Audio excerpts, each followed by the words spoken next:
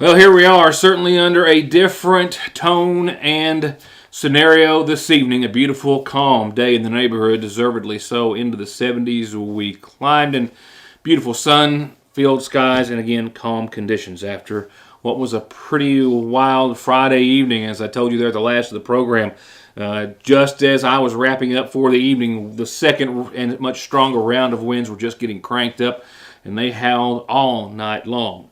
Miraculously, no, and I want to stress that I'm aware of, or that has been reported to the Sheriff's Department, no reports of major damage. Now, I've got some tin, I've got some siding, I had some roof issues here at the studio that took a few hours of my attention today, as I'm sure many of you did, and many of you dealing with a lot of trees down, limbs, and things of that nature. But by and large, considering the 60, 65 mile an hour winds that we saw here and some greater, we fared very well as far as I know. Again, no injuries that I'm aware of in the viewing area, and no serious damages compared, certainly, to those in central Kentucky and the western part of our state, and then some other states, of course, as well. There were 3 at least that I know of, weather-related fatalities related to that line of storms, all in the western part of our state, some close to central Kentucky, and we certainly keep those families in our thoughts and prayers. But as the winds made it here, they backed off just enough to really only give us a rough night and some cleanup the following morning. So unless something comes up that I'm unaware of, we again have no reports of any serious damages, no structures destroyed, a lot of minor damages, if you will, a lot of downed trees, certainly, but no injuries. Power outages were scattered as of this morning, and checking in with our friends at Licking Valley RECC, we see that, as I told you on Friday evening, outages that climbed well over the 300,000 mark for the Commonwealth are still significant at this hour, down to about a third of that, with only a handful in the viewing area. Licking Valley RECC gave me an update this morning saying that about 5,000 outages had been restored as of around 9 a.m. since the windstorm Friday and into the overnight hours and Saturday. As of this morning, they were down to only about 5 outages, one of them not a residence. They had, as well as other utility providers, including, of course, American Electric Power and Kentucky Power, I combined over 300,000 customers who were without electricity when I left you Friday, and that number grew to closer to 350, I think. And that number, of course, has been whittled down greatly over the course of the weekend. Licking Valley RECC saying that they've had over 375 personnel from 58 sister co-ops in 9 other states assisting in power restoration. And they are, right now, you see Johnson County down to about 32 as of 4:30, Morgan County down to 0, Magoffin County down to just 1 outage reported at this hour. So very few outages still at this time, and we also, of course, saw very few compared to many other, a few eastern, but mostly central and western Kentucky counties, a lot of which are still dealing with it. A lot of schools in Fayette County closed today, closed tomorrow.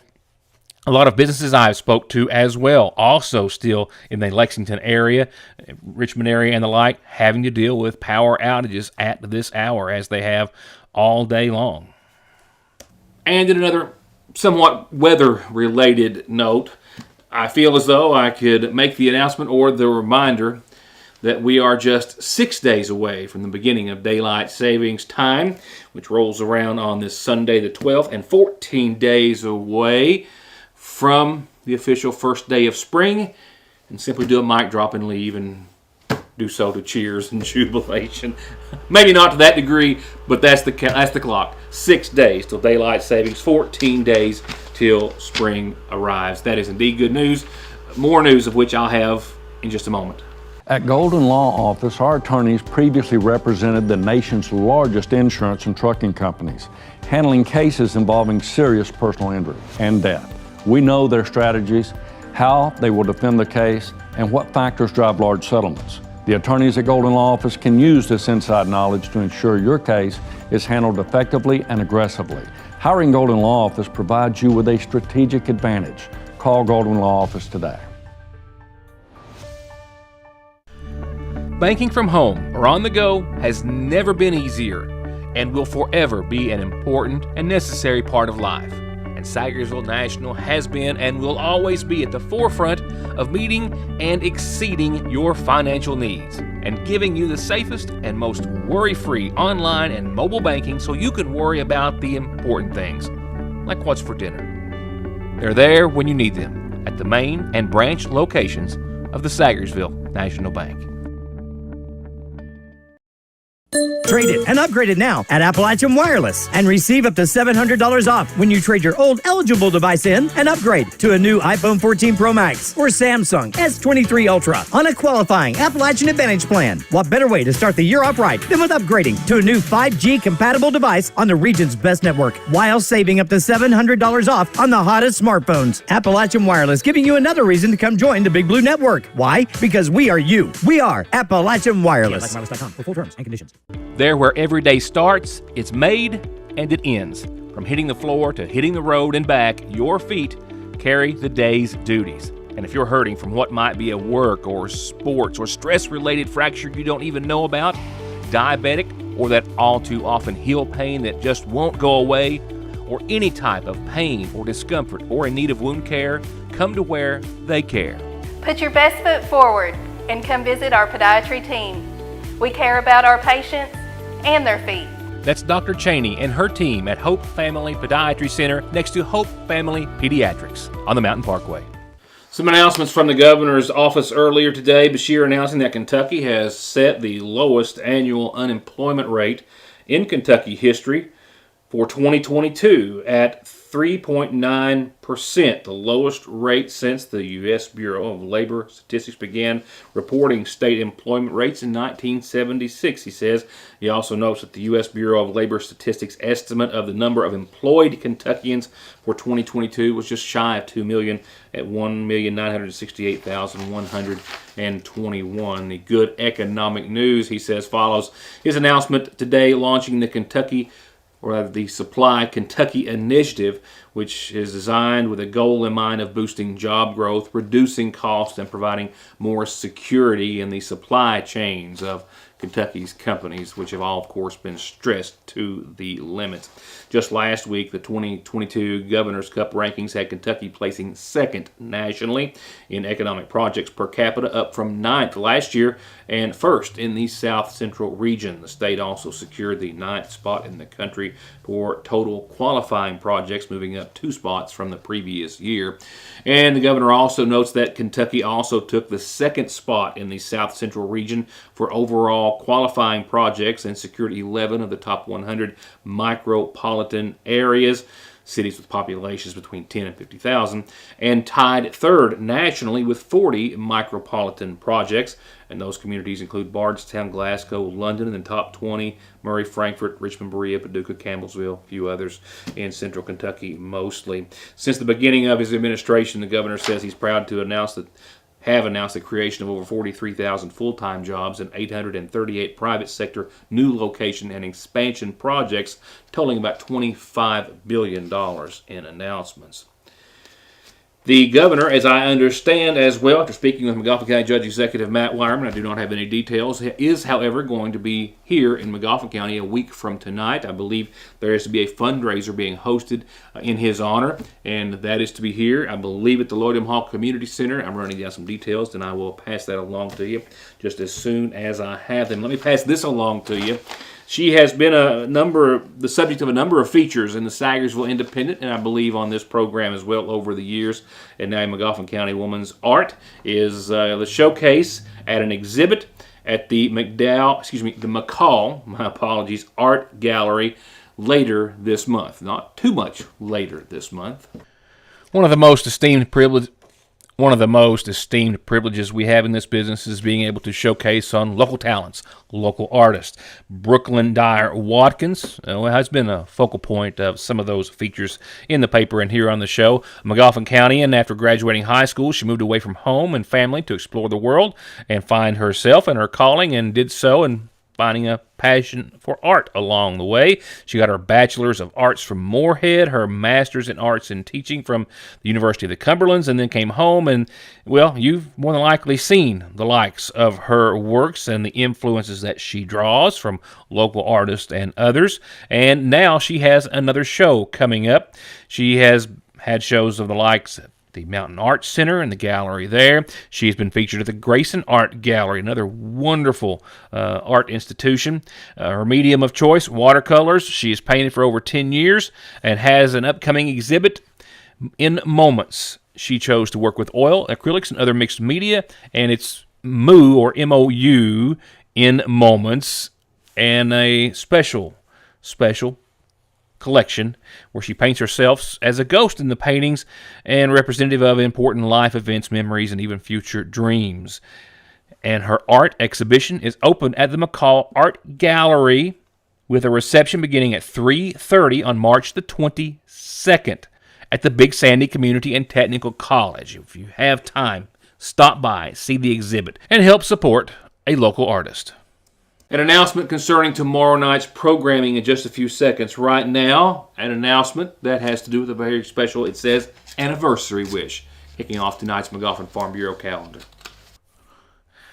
I have this special anniversary wish that says, please announce my parents' anniversary, Monday, March the 6th, married in 1965, right here in Sagersville, KY. Melvin and Doris Perkins Oney, who now live in Westchester, Ohio, but who I am so privileged to say enjoy watching the news and getting their weekly independent. For that, I say thank you, and for that, I join your daughter in a long list of family and friends wishing you a happy anniversary. Happy anniversary to Melvin and Doris Oney. Happy anniversary to you.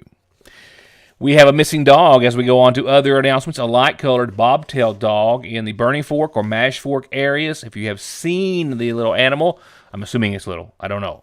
It's a dog. Bobtail light color. 349-1803 is the number to call. All right, a couple of important announcements. First off, after the storms, a citywide storm debris pickup has been set by the city of Sagersville and the mayor's office. If you've got storm-related debris, tree limbs, that type of thing, put it out by the curb. The city will collect it. They are only picking up vegetative debris at this time. Tree limbs, parts of trees, leaves, not any leaves really as of yet, too much per se, but nevertheless, you get the drift, right? A citywide spring cleanup will take place this Thursday, next Tuesday, and next Wednesday. So a lot of folks, myself included, have got piles of tree limbs, and some you've had to cut down and take out, and they will pick them up this Thursday, next Tuesday, and next Wednesday in the city of Sagersville. As I covered during the last fiscal court meeting, the McGoffin County Fiscal Court and local government has set forth their spring cleanup campaigns, and they are as follows. And remember, they are earlier this year than normal. So here's the schedule for you. The annual countywide cleanup left on your screen. District 3 residents are first. They will start March the 27th, just a few weeks from now. District 1 will be the following week, April the 3rd through the 7th, and then the next week will be the third and final week for those who live in District 2, April the 10th through the 14th. They had to hold it this year, you may recall me announcing, because of the tire program where you can take tires or they can pick up tires in the cleanup campaign and have them disposed of, and the state was kind of mandating that the tire collection program be earlier this year. So in order to make this all work, they had to start the countywide cleanup campaign early. But I'm ready to get on with it, right? Aren't you? Let's get on to spring cleanup and get on to some nicer weather. So March the 27th, District 3, you are first up. They will not be able to take, as is usual, hazardous waste, no construction debris, no containers like paints, things of that nature, and no household waste. Those other things that you can't put out in your garbage will be taken. I'll take your calendar announcement whenever you've got it. Your calendar announcements for your church, group, club, organization, or your birthday or special anniversary wish. Please send those birthdays, birth announcements, anniversaries, wedding announcements to be printed for free in the Sayersville Independent to Heather at SayersvilleIndependent.com. Someone dies in the U.S. every 7 minutes from an overdose, and over half of the population gets or takes pills from a friend or relative. and about 46 million and counting are exposed to narcotics in their drinking water. So don't toss them, flush them, or leave them lying around. Safely dispose of your unneeded meds anytime at Parkway Pharmacy, where you can always talk to a pharmacist when you need one. Don't let Mother Nature be the one to remind you about your tires. Stop by Conley Tire and let them make sure that you're safe in getting from A to B. Tires, wheels, oil changes, brake repair, and maintenance. And be sure to click on ConleyTire.net for all the latest offers with 6 months no interest payments at Conley Tire or ConleyTire.net. The reassurance of getting your medications and over-the-counter needs at Sayersville's oldest and most trusted pharmacy. The convenience of curbside pickup and call-ahead service. And the fact that you can walk in, order to go, or sit down and get gourmet quality hot fudge brownies, nachos, shakes, coffees, hot dogs with homemade sauce, desserts, and more makes it more than your hometown Good Neighbor Pharmacy. It's a destination in downtown Sayersville, Frazier's Prater Drugstore. It doesn't get any sweeter than that. McGoffin Farm Bureau and manager Doug Green are proud to welcome Agent Jeff Salyer to the agency. Jeff's lifelong knowledge of the community and our people make him an immediate asset for all of your auto, home, life, commercial, and retirement investments. They're waiting for your call or visit at McGoffin Farm Bureau. I'm Bill Tinker. I've spent the past 19 years defending insurance companies in car crashes, truck crashes, and slip and falls. Are you involved in a case like that? Is the insurance company giving you the runaround about your medical bills, your benefits, or your lost wages? Contact me at McFarland Tinker Law Office. With our combined experience of over 58 years, we're here ready to work for you. Well, the ladies from Lawrence County punched their ticket to the Sweet 16 over the course of the weekend. Yesterday afternoon, of course, delayed because of the weather. The girls' championship was between Lawrence County and the Lady Bulldogs and Pikeville and the Lady Panthers, and it was a single, not basket, but a single point, 52-49, the final score that separated those two teams. Lawrence County lost to Pikeville in the regular season by 15 back on the end of January. Pikeville, however, will now wrap up their season as the runner-up, 28-6 on the year. And the Lawrence County Lady Bulldogs roll on to the Sweet 16 with a 30-5 run thus far. It is not over for the girls from Lawrence County and Coach Melinda, and they will be taking on Sacred Heart this Wednesday afternoon at 1:30. The girls' Sweet 16 are up starts indeed this week. That will be the second game of the Sweet 16 to be played. And Lawrence County, pretty much the only team from, we got Knott County Central and Ashland Blazer taking to the court the following day, that next morning at 11. So congratulations to all and good luck to all as well. And boys basketball will wrap up tonight in the 15th region, Martin County and Pikeville. This after Lawrence County fell to Martin County over the course of the weekend on Saturday, and Pikeville sat down Pike County Central. You've got now, well, we had Lawrence and Martin County, the 58th and 57th district champions, and Lawrence County is now out of the picture this season, 19-15, with Martin County rolling on and taking on Pikeville tonight. Pikeville, the 59th champs, who took out the 60th district champs of Pike County Central. That was the only time they've played this season. So you've got Pikeville again and Martin County tonight in the boys' championship. They have played this season once. Martin County won by 2 in the All-A Classic. So, weather-wise, there's a little snow in there just to throw a curveball at you, really. There's some flakes in the forecast at the very end of your 7-day. Just keeping it real. Spring, still a few days away. We have, as more importantly and more seriously, an elevated fire danger for the rest of this evening due to winds still moving and low relative humidity. But we have all in all a pretty decent forecast in store. We will teeter-totter in the 50s back and forth for a few days. Good news is a lot of sun throughout most of your week ahead. On the surface, not a bad 7-day, but there's a couple of things that you need to keep in mind. One of them is that even though, as I said, spring is less than 2 weeks away,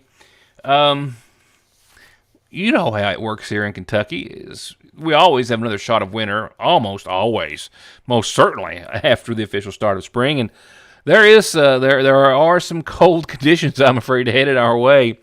Not so much in the 7-day, even though we do have a cold front tomorrow that will certainly take temperatures down a couple of notches. We hit 70 degrees today. Some folks a tick or two over.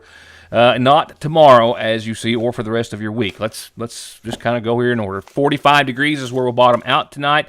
Partly cloudy skies, winds out of the southwest, 7 to 17. Remember, winds, low relative humidity, fire dangers. We are still firmly in forest fire hazard season and will be for some time. Please keep that in the back of your mind. Tomorrow, we will see mostly sunny skies, but about 55 degrees, knocking about 20 or so off the top of the forecast for tomorrow from today. North winds anywhere from 11 to 18, so breezy, mostly sunny, mid-50s for your Tuesday. And the cold front will take another 5 off for Wednesday. We should see right at around 50 degrees, maybe upper 40s, but I'm hoping for 50 because of still continued partly sunny skies. And a low back down into the 20s again at 27 degrees. A couple of cold nights and mornings ahead. Winds calming down to 3 to 7 out of the northeast. On your Wednesday, we rebound temperature-wise. Friday, still mostly sunny, back to 55 degrees. Our next setup gives us showers Friday morning. A 60% chance after 4 o'clock or so in the a.m. Thursday night.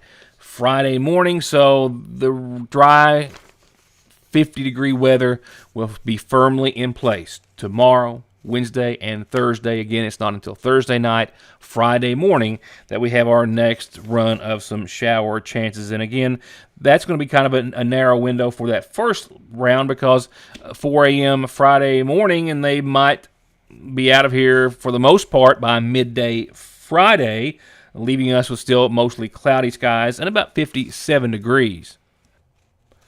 And a pretty consistent run at the 50s thereafter. Right now, the weekend definitely cooler, 52 and 35 for your high and your lows Saturday. Partly sunny skies.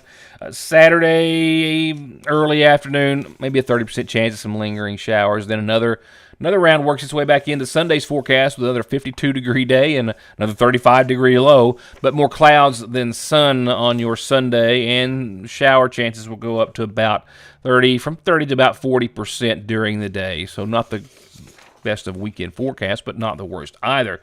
There's a little inkling of some of the cold weather that I think we're going to start to maybe creep in on. Monday, 47, 32, partly sunny, 20% chance of some rain, maybe a few snow showers Monday.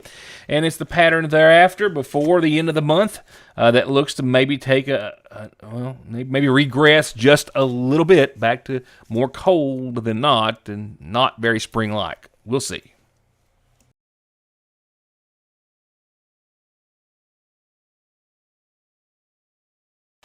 I mentioned a few moments ago an announcement forthcoming in regards to tomorrow night's programming.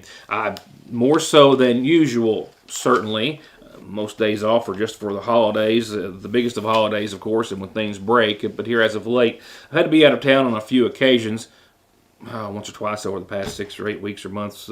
Getting older means more doctor's appointments and checkups. But more on another note, just some business here. We've kind of were working on always trying to expand, to keep things going and keep building and growing. And one of that has required just some business meetings here on 2 or 3 or 4 occasions over the course of the past few months. Tomorrow, I believe, to be the last in that regards, as we're going to just try to, continue to keep the lights on here and keep growing. Sagersville Independent, Your News Today, and Sagersville, or the independent signs and graphics. We've even got some new products coming on that front, some new things that I think are really neat and that you're going to like. And one of them I'm going to put the finishing touches on as soon as I get out of here in just a minute. So with all of that said, long way around, I'm sorry. I don't expect to be here back in time tomorrow to have a show. My apologies in advance. And with that said, that should be the last scheduled day out of the office I will have for a long, long, long time to come, I suspect. Thank you for being a part of the program. Good Monday evening, and I'll see you back here Wednesday. Thank you.